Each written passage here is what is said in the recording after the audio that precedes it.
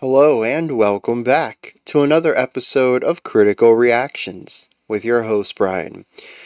We have a week this week that's kind of predetermined. It happens every year and there's nothing I can do to stop it. It's spooky week, as this is the week of Halloween. We're going to be checking out some spooky songs this week. Some of them might be a bit more family-friendly, bouncy, Casper the Ghost kind of spooky, and others might be downright haunting, eerie, and unsettling, and we might have some stuff all the way in between. We're going to be kicking it off with some Akhlys, though. We're going to be looking at a song called Ephialtes. I had to look that one up. Apparently it's a Greek word, and it means evil spirit or a nightmare. Seems fitting for the week, doesn't it? Let's dive into this and see what Akhlys is bringing to the table today.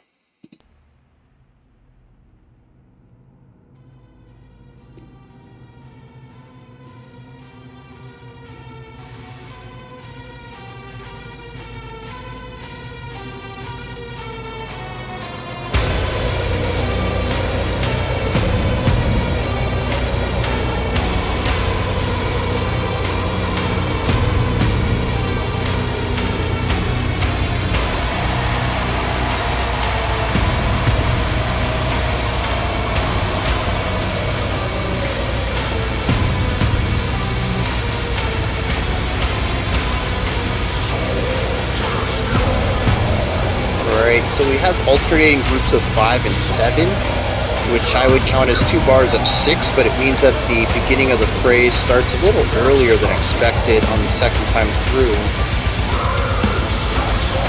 Gives it this nice unweighted element to it. Asymmetrical.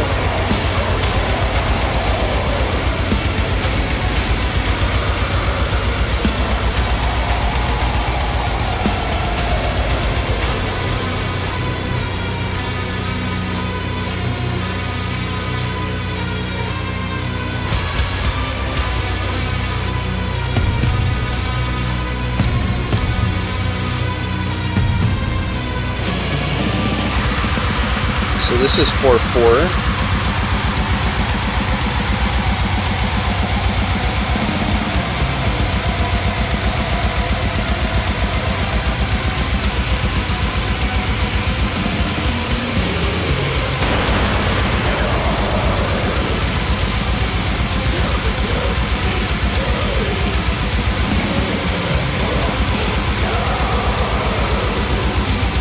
Very overwhelming wall of sounds.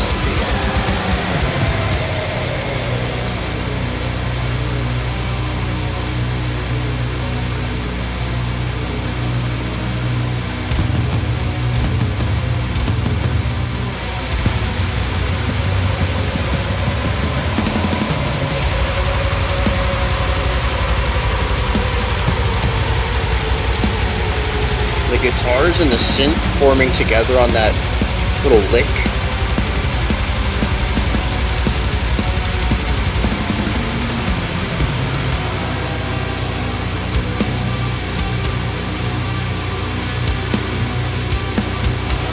Yeah, very creepy, especially with the bell there.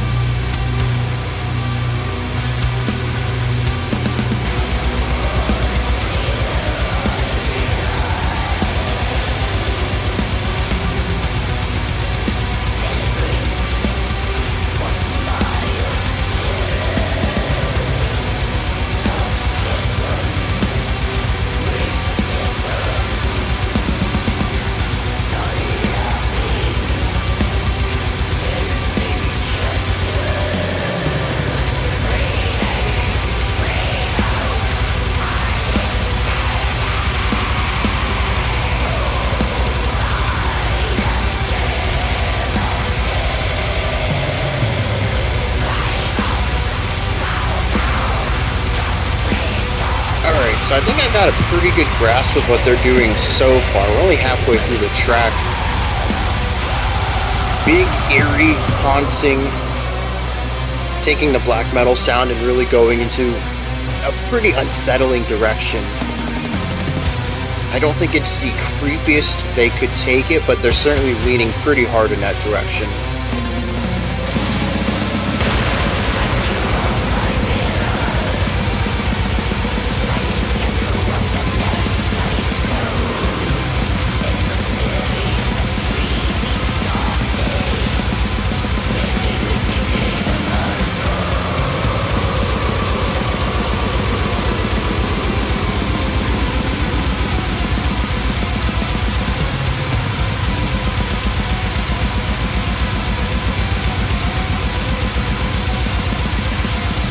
So that's interesting. That rhythm was groups of 6-4-6, which still adds up to 16, which is 4 bars of 4, but it's just in a little bit of a different way. Continuing on with, well, I mean, that's symmetric in its own sense, but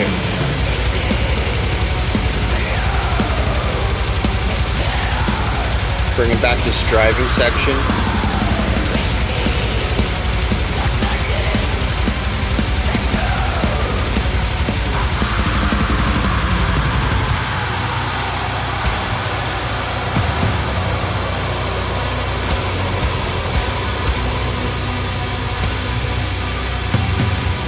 It's kind of twisting though, like structure-wise. I wager after a few listens it starts to make more sense.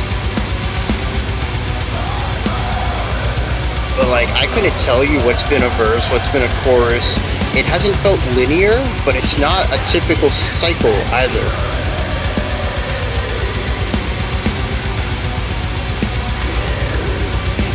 It's more of like when a section comes, I'm like, oh, this is the alternating 5-7 from the beginning of the track. I can't predict it, I just kind of recognize things as we move into them.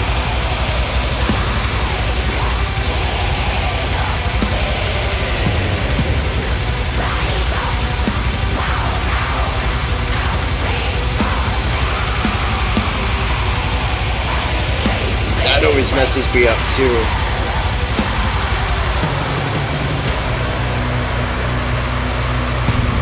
The end of the second 7, so we have 5-7, 5-7. We have snare accent on 6 and 7. I always feel like 6 is the end because that's where the first accent comes in.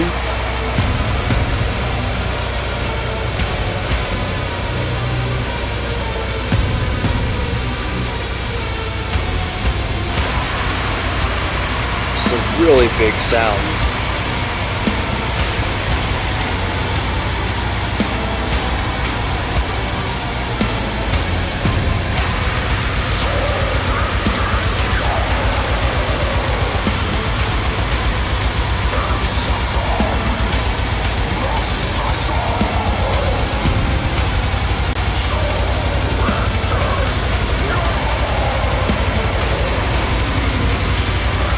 Change the pattern up a little bit.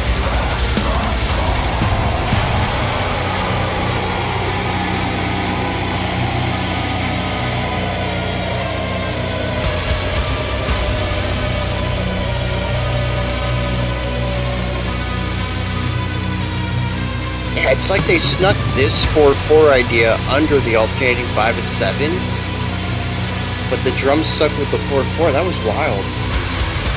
It was like these two ideas merging for a little bit as we moved from, shifted from one idea to the other.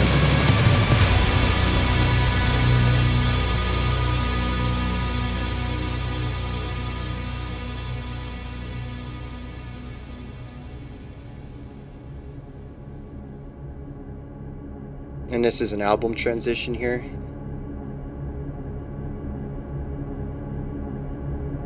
Yeah. All right.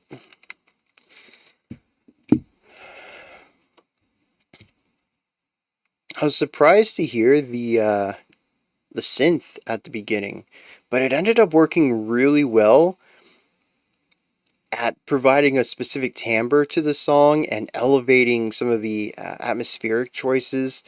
I think without it, it would not have had as much ominous tension to it, as much as just being, a gritty, large, um, I don't know, aggressive song. The metallic side leans into something darker, but I think because of the tone of the guitars, the tone of the drums, the growling, it loses a little bit of, I would say, ominous, the eerie element, and it just kind of comes off as the danger of the situation.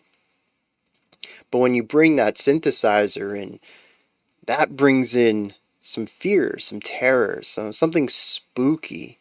And I like how it elevates the song and brings it into a slightly different perspective. And it wasn't done by changing anything in the core metallic group, the drums, the bass, the vocals, the guitar.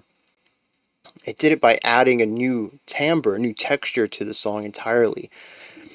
Like I said, I think without it, I would not have been as receptive to it. And it's not even like the synthesizer did anything new or unique. Most of the time, it was playing the same thing the guitar was playing, but just having that texture layer, I think, worked really well. The piercing, higher pitched tone of the synth, alongside that gritty, large, compressed guitar tone, kind of brings the darkness and rage with the fear and the tension together into a single sound for a lot of this. I'm pretty sure they shared riffs throughout the entire song.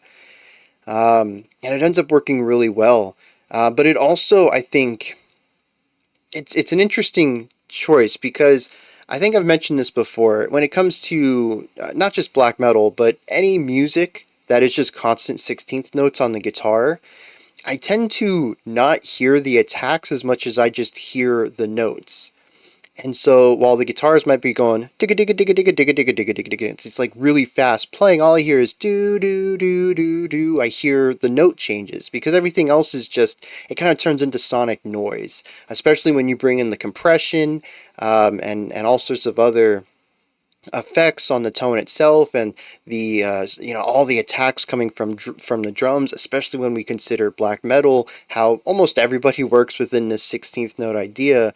I tend to just sort of discard that attack information, and I just absorb the notes themselves. And I think it's interesting because that's what the synth does. The synth player isn't over there tapping each key in 16th notes.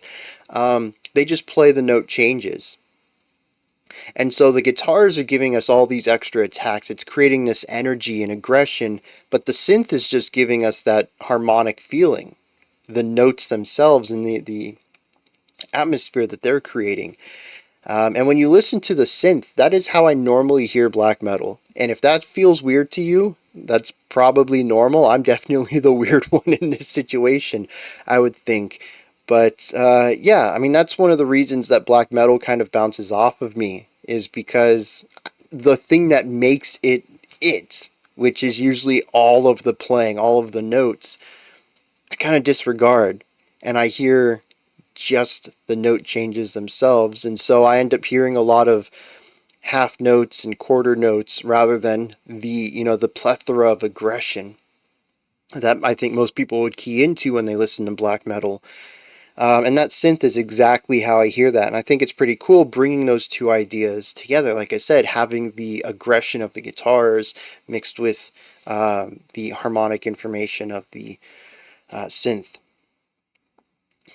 So, yeah, I mean, like I said, ultimately, I think all of this works together very well. The synth is a delightful choice for this. I think it elevates the track in a way that they might have been able to achieve with just the metal instruments, but I'm glad they went with a different timbre to help raise or hone in on what they're trying to achieve here.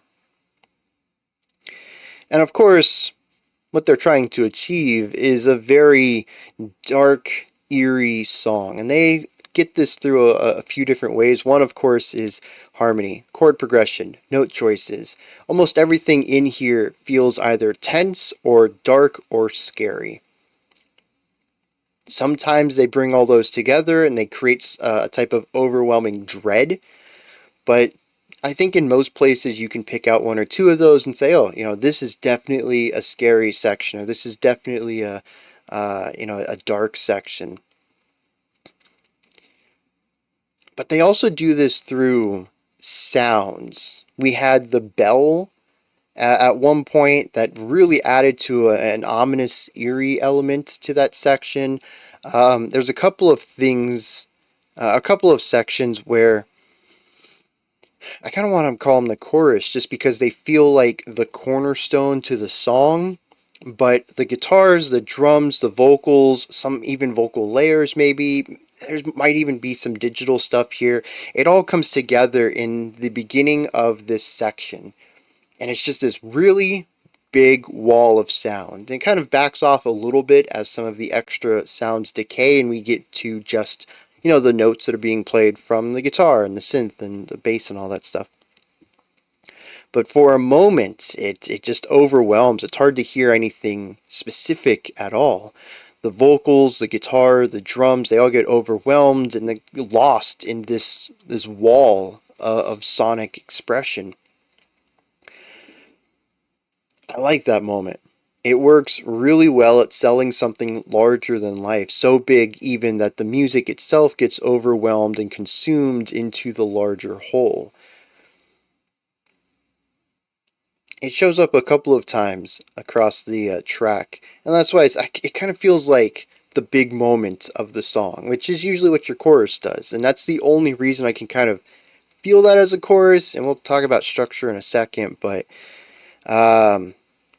yeah, that's a great decision though. It adds to almost an otherworldliness to it, something that's just overwhelmingly dreadful, that it can't be of this world. It has to be supernatural of some sort. But it's not just sounds or pitches that create the eeriness in here. There's also something unsettling about the rhythmic devices.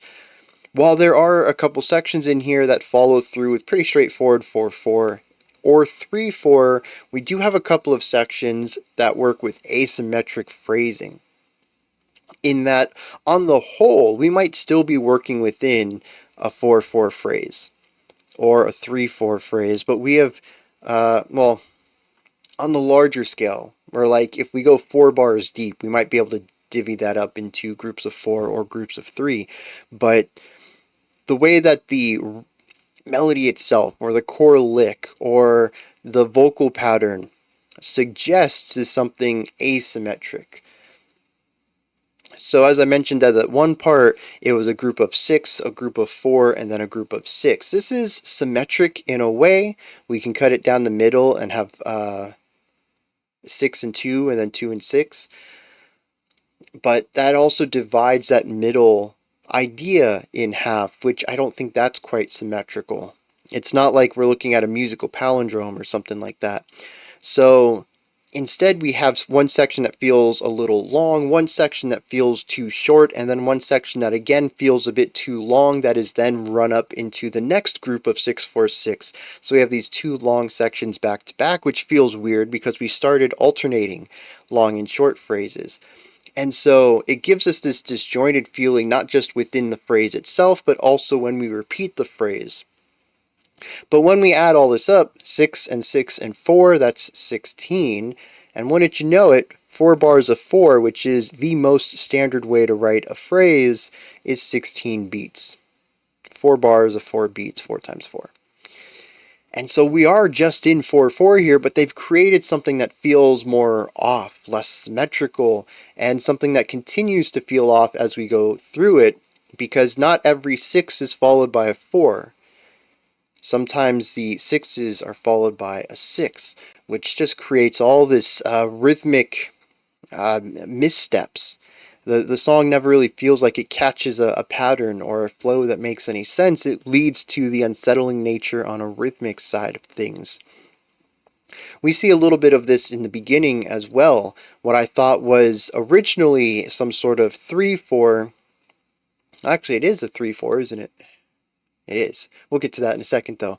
And then I thought maybe we were in 5, and then I thought we were doing some sort of end of a phrase shift, maybe like 3 bars of 5 and then a bar of 7 beats, it's actually just alternating 5 and 7, which equals 12, which is 4 bars of 3 beats. So we're still working with a pretty standard 4-bar phrase, but the thing with this one is it's more difficult, I think, to view this in 3. It makes more sense, at least in my mind, to view it as alternating 5 and 7. It's probably how I would even write it in sheet music if I were to transpose it. I hate alternating time signatures, but nothing in here really feels like it's in groups of 3 at all. I mean, even the idea of writing like, I don't know, alternating 3 2 3 3 1, like that doesn't feel great either. The rhythm doesn't line up with groups of 3 at all. It just doesn't really work in that regard as far as understanding the rhythmic information from the time signature.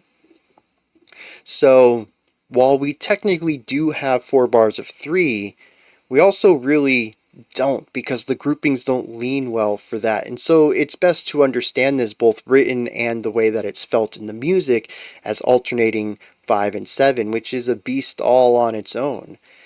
At least with the 6-4-6 idea, writing that in 4-4 still kind of makes sense. You're going to have a couple of ideas that cross the bar, but overall I think it's going to be quite readable and it's going to be understandable from that perspective. But this one, it's not. And so it's sort of disjointed in and of itself, just listening to it, having this bouncing back and forth, but it's also not easy to read. You have to chop it up into these 2 different time signatures. But then listening to it again at the end, as I had mentioned, every other group of 7, so we have 5, 7, 5, 7, and this gives us our 4-bar phrase here within this 12-4 idea. Anyways, though, this the second 7, the one at the end of the 4-bar group, actually has snare hits on 6 and 7, and then the emphasis on beat 1 of the next bar, which isn't a snare hit, but a cymbal and a bass kick. And I always felt like I was jumping the gun on this, because that first snare hit on 6 was where I felt like we were moving into the next idea, and I always tripped up on that second accent. I never really quite got a feel for that. And I don't know if it's specifically the accent pattern, or maybe it's something around the chord progression as well that feels like it's ready to resolve. But it actually feels more like 2 bars of 5 with a 2-beat extension. And usually when we talk about extensions, we talk about a 1-beat extension. It's enough to make it feel like we've tripped up a little bit, but we return back to form quickly as to not linger in this weird void of extending the idea out. And the 2 beats, especially with both being accented, feels like a double misstep. You are descending a staircase, you've missed the first step, and you kind of lurch down 2 steps. Now you catch yourself, and your next foot, you also miss the next step, and now you feel like an idiot because you can't walk down a flight of stairs. That's what the song feels like continuously. It's just a constant mishmashed flow of rhythms that even if the music was less eerie and unsettling, I think rhythmically it would still feel like, I don't know, stumbling around in the darkness because of the rhythmic and phrasing ideas they have in here. Now, stumbling around in the darkness is actually a really good segue into my idea of structure here. I have no idea what's going on, really, honestly. Like I had mentioned during the reaction, there are times when a new section would come in and I would recognize it. Oh, this is that part. Or, we come to a different section. Oh, that's the intro. Once we hit around the halfway point, I don't really remember too many new sections. Everything felt like something we had heard prior. But I just never picked up on a pattern to it all where I could anticipate where we were going. It was sort of like being half lost. I don't know if you've ever driven around somewhere you're not familiar with, and you kind of get lost, but you keep seeing landmarks, so you're not lost. You still kind of know where you're at, but you don't know how to get to where you're going, and that's what this felt like. When I saw a landmark, it wasn't because I knew I was coming up on it, and now it's confirmed my idea of my location. It's oh snap, we're here again. Okay, now what? How did we get back here? And I think that's the big difference here is I never really knew how we got to where we were, even if I recognized where we had landed. And the whole song felt like that to me. And it's a bizarre feeling. Never really feeling totally lost, but never being able to anticipate where we're going either. And the song just kind of drags me along, and I'm curious if anybody has written out a structure for this, whether you personally did it or you just know a music video, an analysis video, or maybe an article or a forum post or something where somebody has notated out this song. I'd love to see the structure of it because I kind of get the feeling that it's not as labyrinthian as I've kind of made it out to be in my mind, but it feels like that. And like I mentioned, after a few listens, I'm sure things start to click in place and it becomes less of a maze, but I never escaped the maze. I was the rat that got lost in it. um, and that doesn't happen to me too often. And I think a key component of that is the lack of any strong atmospheric changes. The song is very similar from start to finish. As far as atmosphere and emotion, there's minor changes here and there. I mentioned some sections are darker than others, some are more ominous than others. Sometimes it all comes together to create something very overwhelming. But aside from the metric ideas and occasionally a melody, the song kind of all bleeds together for me. It really is me keying into time signatures where I can start to pick up where things might have changed.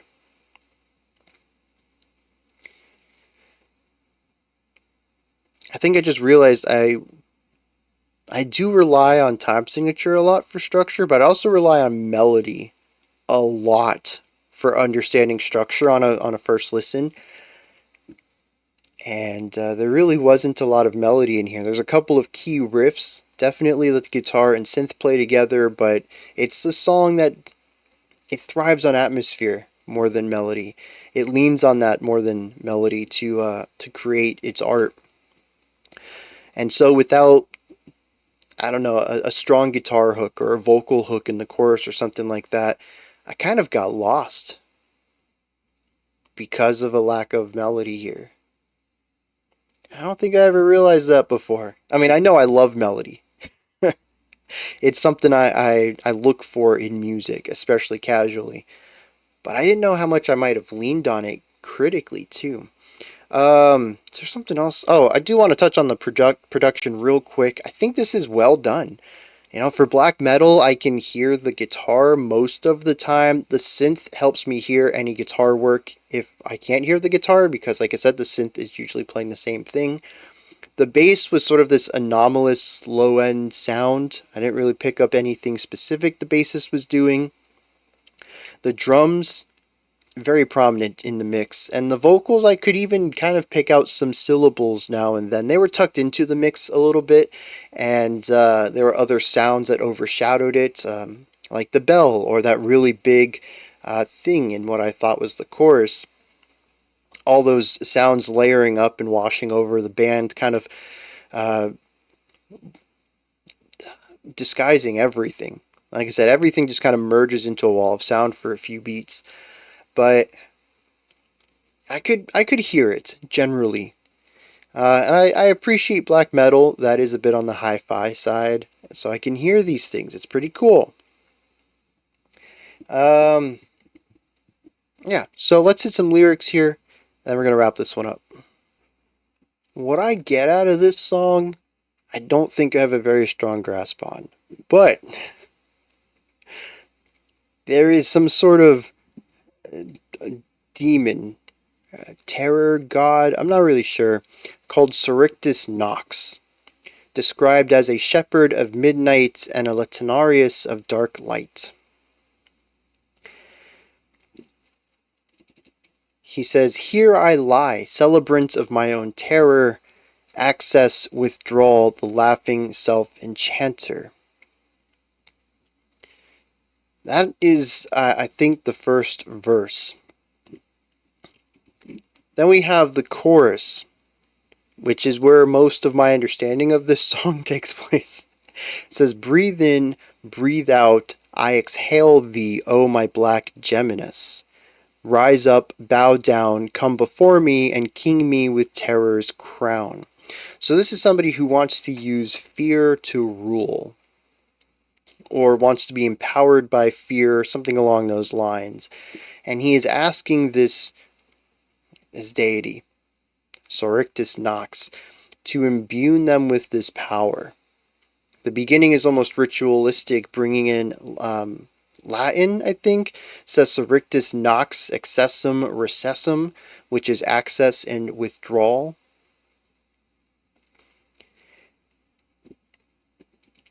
And so I think the core idea here, like I mentioned, is it's a ritual to bring this demon, this deity, this whatever into this realm and ask for their power. The power of fear and terror and darkness, calling him again the shepherd of midnight. Says that you're a bestower of panic, you're the father of all fright, you are an ecstatic mad furor clothed in midnight, and I ask you to king me with terror's crown.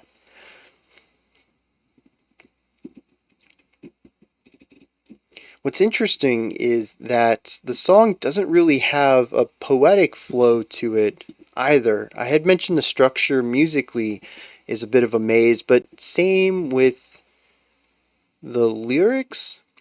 We start with the ritualistic chant with the Latin. We see a return to this at the end, almost bookending the song, creating the beginning of a ritual and repeating that for the end of the ritual. I think that's pretty cool.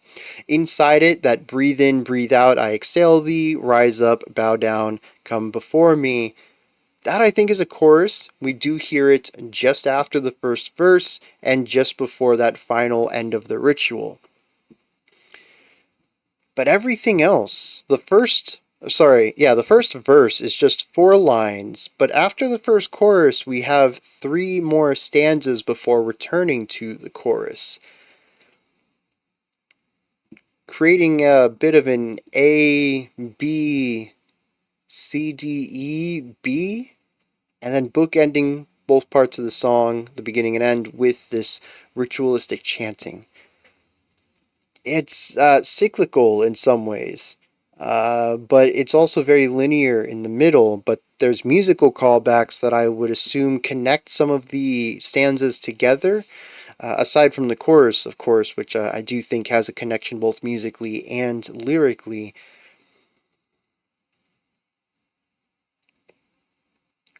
But it's just as twisty and turny as I kind of felt during the listen of it. So that's pretty cool too.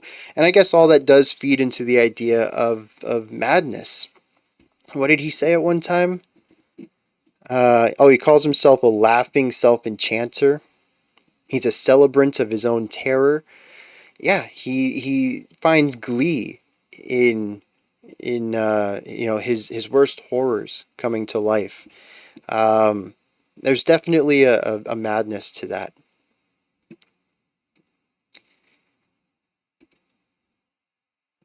Actually, right here, I didn't read the stanza to you. He says, take me below this terror extolled, raise me upon madness, that throne of old.